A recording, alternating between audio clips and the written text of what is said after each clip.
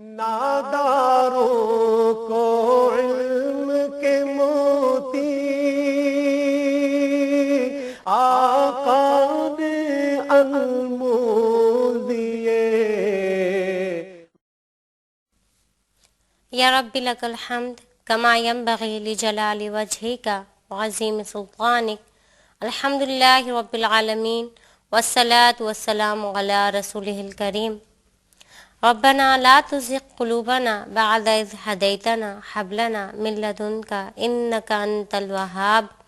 یا مقلب القلوب ثبت قلوبنا علی دینک۔ رب اشرح لی صدری ویسر لی امری واحلل عقدۃ من لسانی یفقہوا قولی۔ فاعوذ باللہ من الشیطان الرجیم، بسم اللہ الرحمن الرحیم۔ السلام علیکم پیارے بچوں، کیسے ہیں آپ؟ امید ہے کہ آپ سب خیریت سے ہوں گے، اور میری دعا ہے کہ اللہ تعالیٰ آپ سب کو حفظ و امان میں رکھے، خیر و عافیت سے رکھے۔ بچوں، آج جو حدیث ہم پڑھیں گے اس کا موضوع ہے کمزور لوگوں کی فضیلت، اور بہت بہترین حدیث ہے، آپ اس کو ضرور سنیے گا، اور انشاءاللہ پھر ہم عمل بھی کریں گے، اور مجھے یقین ہے کہ آپ ضرور سنتے ہیں اور پھر اس پر عمل بھی کرتے ہیں۔ آئیے بچوں، ہم آج کی حدیث پڑھتے ہیں۔ ہاں، ہمیشہ کی طرح حدیث پڑھنے سے پہلے راوی حدیث کا تعارف ہو جائے۔ اس حدیث کے راوی حضرت معاذ بن جبل ہیں۔ ویسے حضرت معاذ بن جبل کا اصل نام عویمر اور کنیت ابو دردہ ہے۔ آپ رضی اللہ عنہ قبیلہ خزرج کے خاندان عدی بن قعب سے تھے، اور آپ رضی اللہ عنہ نے سن 2 ہجری میں اسلام قبول کیا، اور اسلام قبول کرنے میں 1 سالہ تاخیر کی وجہ سے ساری زندگی آپ رضی اللہ عنہ کو اس کا دکھ رہا۔ آپ رضی اللہ عنہ فرمایا کرتے تھے کہ ایک گھڑی کی بھی خواہش نفس دیر پر غم پیدا کرتی، یعنی اس سے بہت زیادہ غم پیدا ہوتا ہے اگر ہم اپنے آپ کو اپنے نفس کے تابع کریں۔ اور غزوہ احد آپ رضی اللہ عنہ کی ایمان کی حالت میں ہوا تھا، یعنی آپ رضی اللہ عنہ اس میں شریک ہوئے تھے، اور اس میں آپ رضی اللہ عنہ نے نہایت سرگرمی بہت زیادہ اس میں حصہ لیا تھا، یعنی نہایت سرگرمی سے حصہ لیا تھا، اور آپ رضی اللہ عنہ کی شجاعت بہادری کو دیکھ کر آپ صلی اللہ علیہ وسلم نے فرمایا عمر کس قدر اچھے سوار ہیں۔ اور ابو دردہ رضی اللہ عنہ کا علم متفقہ بہت سے امراض، یعنی امراض جہل کو شفا بخشتا ہے۔ معاذ بن جبل رضی اللہ عنہ نے وفات کے وقت وصیت کی تھی کہ ابو دردہ سے علم سیکھنا۔ ہجرت کے 23 سال بعد آپ رضی اللہ عنہ اس جہان فانی سے کوچ کر گئے۔ آئیے بچوں، اب ہم حدیث پڑھتے ہیں۔ اللہ علیہ وسلم صلی اللہ علیہ وسلم۔ عن ابی دردہ رضی اللہ عنہ قال سمعت رسول اللہ صلی اللہ علیہ وآلہ وسلم یقول ابغونی فی دعفائی فانما تنصرون وترزقون بدعفائکم۔ یہ ابو داؤد کی روایت ہے۔ حدیث کا بامحاورہ ترجمہ یہ ہے، صلی اللہ علیہ وسلم صلی اللہ علیہ وسلم۔ رسول اکرم صلی اللہ علیہ وآلہ وسلم کو فرماتے ہوئے سنا ہے کہ تم مجھے کمزور لوگوں میں تلاش کرو، اس لیے کہ کمزور لوگوں کی بدولت تمہیں فتح یابی ہوتی ہے اور رزق مہیا ہوتا ہے۔ اب ہم حدیث کے لفظی معنی پڑھتے ہیں، یعنی الفاظ معنی پڑھتے ہیں۔ سمعت، میں نے سنا،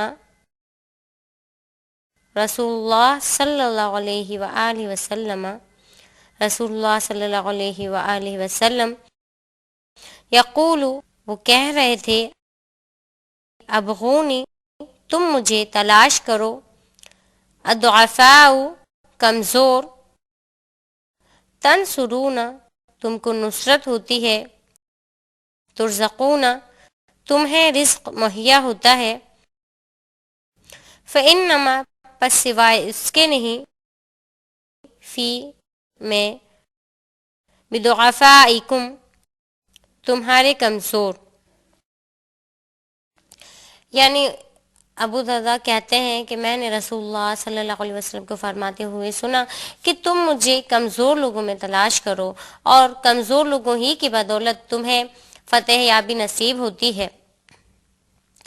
آئیے بچوں، ہم اس حدیث کی شرح یعنی تشریح پڑھتے ہیں۔ ہم سمجھتے ہیں کہ آپ صلی اللہ علیہ وسلم نے اس حدیث میں کیا فرمایا ہے۔ صلی اللہ علیہ وسلم۔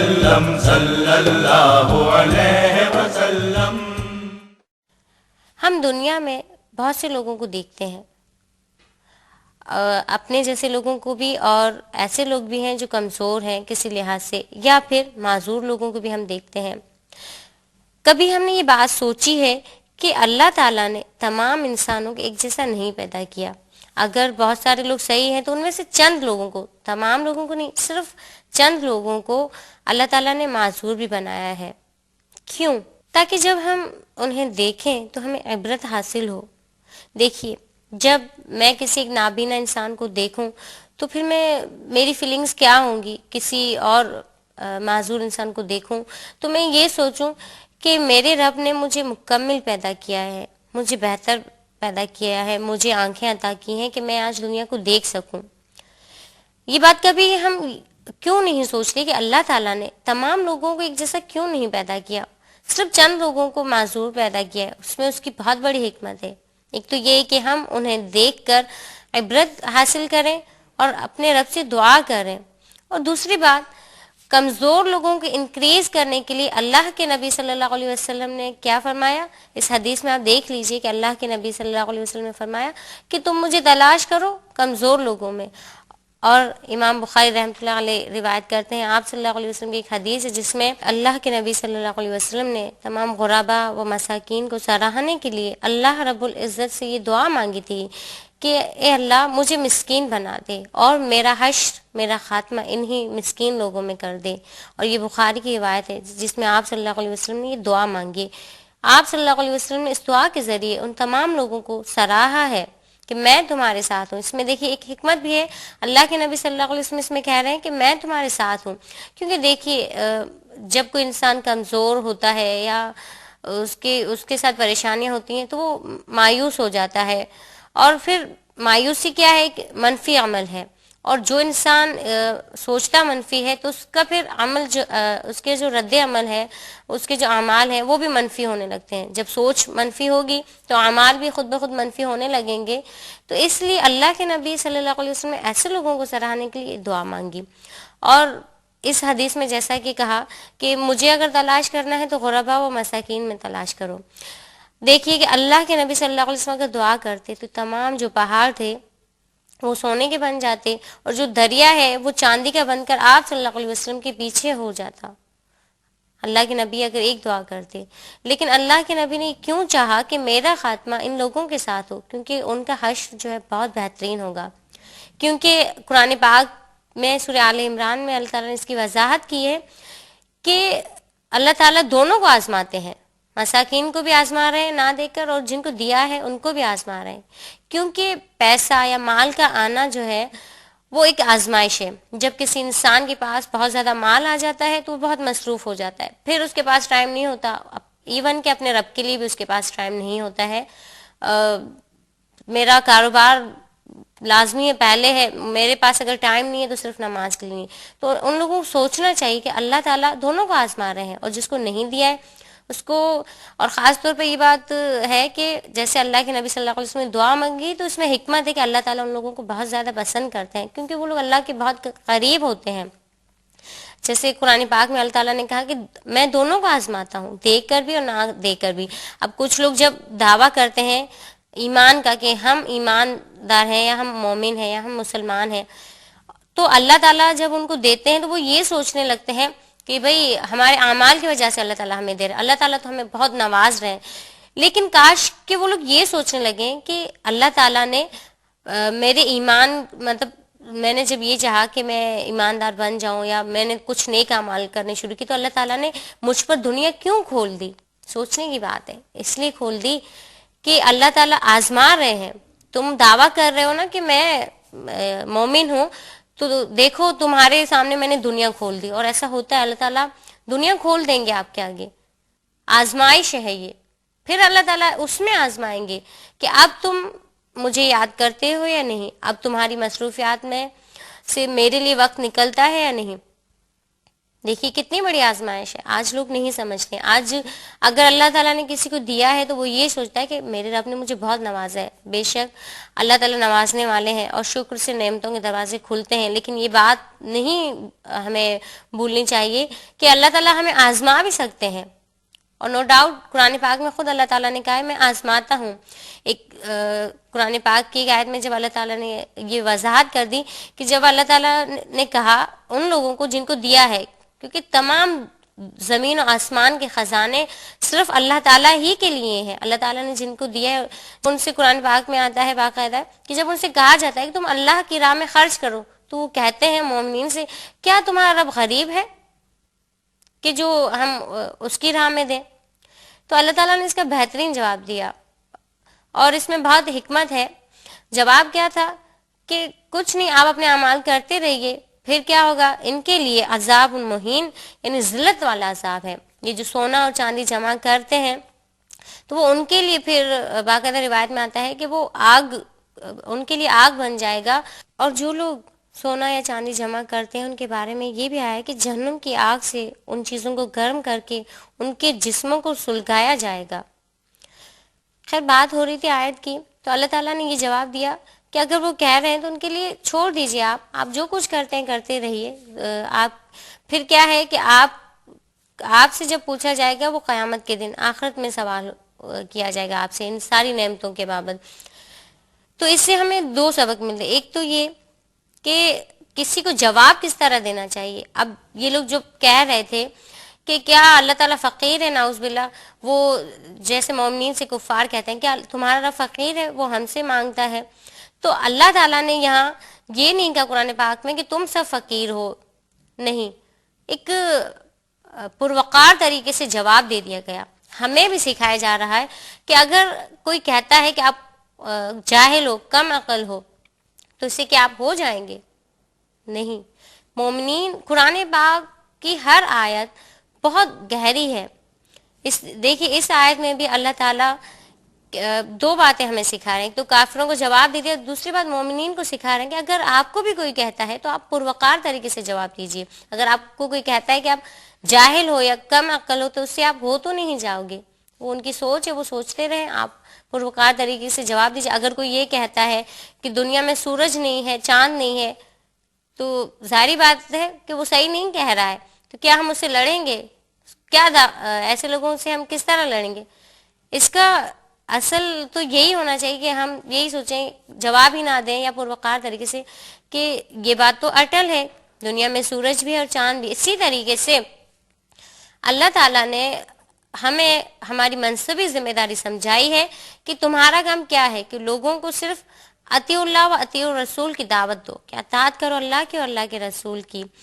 ہمیں ڈائریکشن دے دی گئی کہ آپ نے یہ کرنا ہے، اس کے علاوہ آپ کو کچھ نہیں کرنا ہے. اس لیے ہمیں اپنی منصبی ذمہ داری کو سمجھنا ہے. اور بخل کرنے والوں کے لیے اللہ تعالیٰ نے بہت بڑی وعید سنائی ہے، بہت زیادہ وہ کہا ہے کہ ان کے لیے عذاب الحریق اور عذاب المہین ہے. اور یہ جو بخل کرتے ہیں وہ طوق ان کے گلوں میں، ان کے گردنوں میں لٹکائے جائیں گے. لیکن آج کوئی نہیں سوچتا ہے. کاش کہ ہم یہ سوچنے لگیں کہ اللہ تعالیٰ دیکھ کر بھی آزماتے ہیں اور نہ دیکھ کر بھی. ایک بہت اچھا واقعہ یہاں مجھے یاد آ رہا ہے کہ مومنین کی صفات اس میں ظاہر ہوتی ہیں. ایک صحابی تھے اور ان کی جو بیوی تھیں وہ بھی صحابیہ ہی تھیں، دونوں ماشاءاللہ نیک تھے، بہت زیادہ نیک تھے، اور آپ صلی اللہ علیہ وسلم پہ ایمان لے آئے تھے. آپ صلی اللہ علیہ وسلم نے فرمایا کہ جب تمہیں کوئی تکلیف پہنچتی ہے تو اللہ تعالیٰ تمہیں یاد کرتے ہیں. اچھا، تو ان دونوں نے سوچا کہ بہت عرصہ ہو گیا، کوئی تکلیف نہیں آئی ہمارے اوپر، کہیں اللہ تعالیٰ ہم سے ناراض تو نہیں ہو گئے ہیں. تو ان کی جو صحابیہ تھی، ان کی جو زوجہ محترمہ تھی، انہوں نے کہا کہ ایسا کیجئے. ان دونوں میں بہت محبت تھی، لیکن انہوں نے کیا کہا کہ آپ ایسا کیجئے، مجھے طلاق دے دیجئے. تو صحابی حیران ہو گئے، انہوں نے کہا کہ کیوں؟ کہا کہ نہیں، مجھے بے شک بہت تکلیف ہوگی، لیکن ہے نا مسئلہ یہ ہے کہ ہمارے اوپر کوئی تکلیف نہیں آئی، کیا اللہ تعالیٰ ہمیں یاد نہیں کرتے؟ انہوں نے کہا نہیں، اس طرح نہیں ہو سکتا ہے، ہم ایسا کرتے ہیں، اللہ کے نبی صلی اللہ علیہ وسلم کے پاس چلتے ہیں. لیکن جب وہ راستے میں ہی تھے تو ایک حادثہ پیش آیا اور ان کی ٹانگ جو ہے وہ زخمی ہو گئی. تب وہ حالانکہ بہت زیادہ روایت میں آتا ہے زخمی ہوئی تھی، لیکن انہوں نے کہا کہ میرے رب نے مجھے یاد کیا. یعنی ان کی سوچ، اسلام کا ابتدائی مرحلہ تھا، ابتدائی مراحل تھے، لیکن ان کی سوچ دیکھیے کیا تھی کہ جب ہمیں کوئی تکلیف پہنچے گی یا تنگ دستی ہوگی تو اب بھی اللہ تعالیٰ ہمیں یاد کرتے ہیں، اللہ تعالیٰ ہمیں آزماتے ہیں. اور اگر ہمارے اوپر کوئی پریشانی نہیں آ رہی تو اس کا مطلب اللہ تعالیٰ ہمیں بھول گئے ہیں.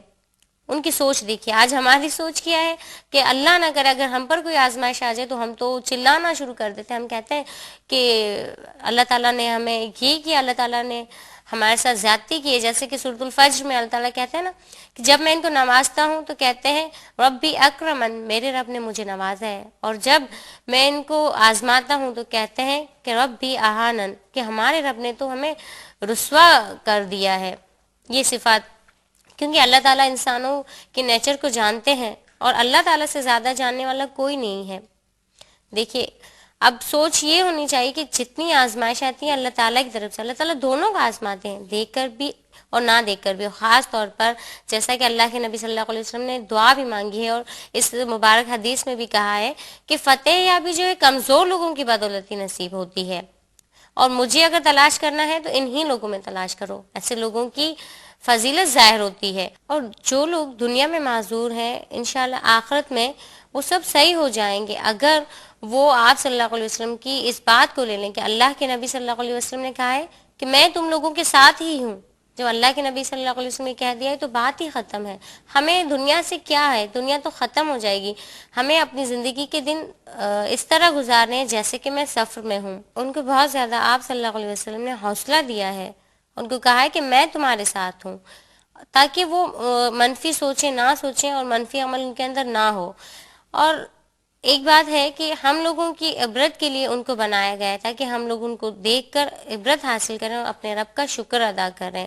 اور دوسری بات میں آپ سے کہوں گی کہ اس سے ایک اور بات بھی نکلتی اس حدیث مبارک سے کہ ہمیں ان لوگوں کا مذاق نہیں بنانا چاہیے. جیسے کہ قرآن پاک میں بھی اللہ تعالیٰ نے کہا ہے کہ کیا بتا کہ وہ تم سے بہتر ہوں. نو ڈاؤٹ وہ ہم سے بہتر ہیں، بظاہر جسمانی طور پر وہ ہم سے کمزور ہیں لیکن وہ ہم سے بہتر ہیں، کیونکہ اللہ کے نبی صلی اللہ علیہ وسلم نے کہا ہے کہ میں ان کے ساتھ ہوں. اور اس حدیث کے جو راوی ہیں حضرت ابو درداء رضی اللہ عنہ بہت عظیم اور مشہور صحابی ہیں.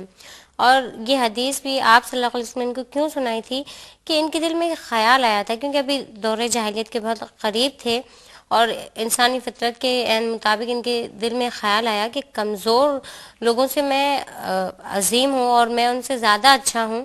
تو آپ صلی اللہ علیہ وسلم نے ان کو یہ کہا کہ نہیں، کمزور لوگوں کی بدولت ہی ہمیں فتح یابی نصیب ہوتی ہے، اور جن کو آپ کمزور سمجھتے ہیں میں ان کے ساتھ ہوں، آپ ان کو کمزور نہ سمجھیے. اور اس کے بعد حضرت ابو درداء کے دل سے تو یہ بات نکل گئی تھی، کیونکہ ابھی اسلام جو ہے اوائل مراحل میں تھا، تو آپ صلی اللہ علیہ وسلم نے ان کو یہ بات سمجھائی تھی. اور اس کے ساتھ ہمیں بھی یہ سوچنا چاہیے کہ کوئی انسان ہم سے کمزور نہیں ہے، کسی انسان کو حقیر نہیں سمجھنا چاہیے اور کسی کو کمزور نہیں سمجھنا چاہیے. ہمیشہ اللہ تعالیٰ کا شکر ادا کرنا چاہیے.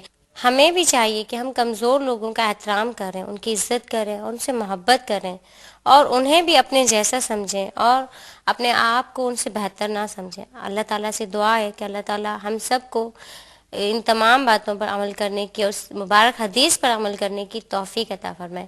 آئیے بچوں، ہمیشہ کی طرح اب ہم اس حدیث کا راہ عمل پڑھتے ہیں، یعنی ہمیں کیا کرنا چاہیے. پڑھتے ہیں ہم راہ عمل. اللہ علیہ وسلم صلی اللہ علیہ وسلم. نمبر 1، رزق اور نصرت کمزور لوگوں کی بدولت دیا جاتا ہے. نمبر 2، اپنے آپ کو کمزور سے بہتر نہ سمجھا جائے بلکہ کمزور لوگوں کو اپنے سے برتر سمجھا جائے. نمبر 3، ہمیں چاہیے کہ ہم کمتر لوگوں کے مقام و مرتبے کو سمجھیں اور اپنے دل سے اپنی بڑائی کے تصور کو ختم کریں. نمبر 4، کمزور کا احترام کریں، ان کی عزت کریں اور ان سے محبت کرنے والے بنیں. اللہ تعالیٰ سے دعا ہے کہ اللہ تعالیٰ ہم سب کو عمل کی توفیق عطا فرمائے. اس کے ساتھ ہی مجھے اجازت دیجیے. اس سے پہلے ہمیشہ کی طرح ضرور کہوں گی کہ اپنا فیڈ بیک ہمیں ضرور بھیجیے. اسکرین پر جو ای میل ایڈریس ہمارا آ رہا ہے اسے نوٹ کر لیجیے اور اپنا فیڈ بیک ہمیں لازمی بھیجیے. اس کے ساتھ ہی مجھے اجازت دیجیے. اللہ حافظ. السلام علیکم ورحمۃ اللہ وبرکاتہ.